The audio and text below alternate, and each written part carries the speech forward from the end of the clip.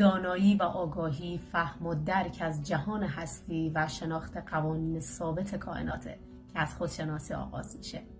همه چیز در وجود انسان نهادینه شده.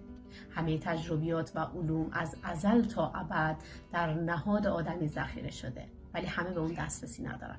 هر کسی به واسطه ظرفیتش در مدار قرار میگیره که فقط به ابزارهای اون مدار دسترسی داره و برای ارتقا به مراحل بالاتر باید ظرف وجودش رو بزرگتر بکنه.